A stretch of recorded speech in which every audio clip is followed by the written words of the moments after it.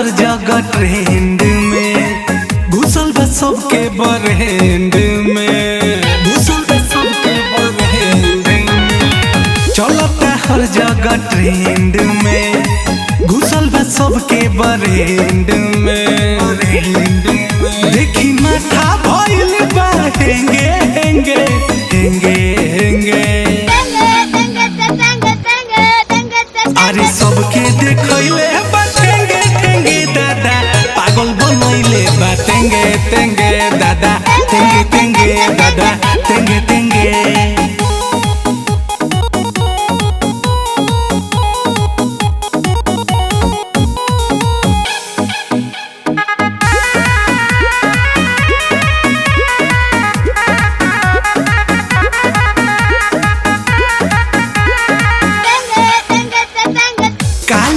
काका बूढ़ हो सबके चढ़ल सुरूर हो, भागल करे स्टाइल, पावता प्यार भरपूर हो, पावता प्यार भरपूर हो।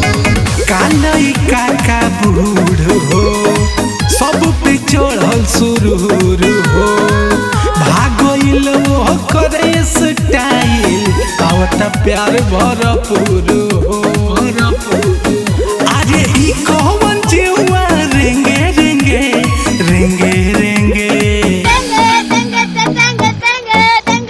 अरे सबके देखैले बा टेंगे टेंगे दादा, पागल बनैले बा टेंगे टेंगे दादा, टेंगे टेंगे दादा, टेंगे टेंगे दादा।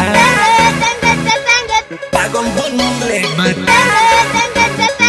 पागल बनैले बा।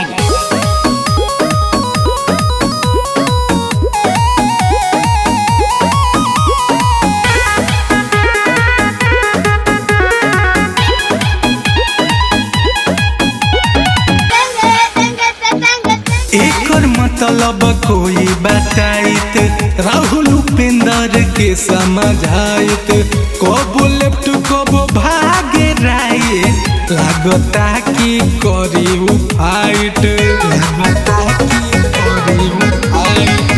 एकर मतलब कोई बताइत, राहुल उपेंद्र के समझाइत, कबो लेफ्ट कबो भागे राइट, जैसे कि करे लागी फाइट, लागी फाइट।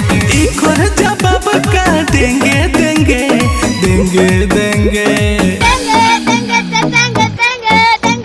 अरे सबके देखैले बा टेंगे टेंगे दादा, पागल बनैले बा टेंगे टेंगे दादा, टेंगे टेंगे दादा, टेंगे टेंगे।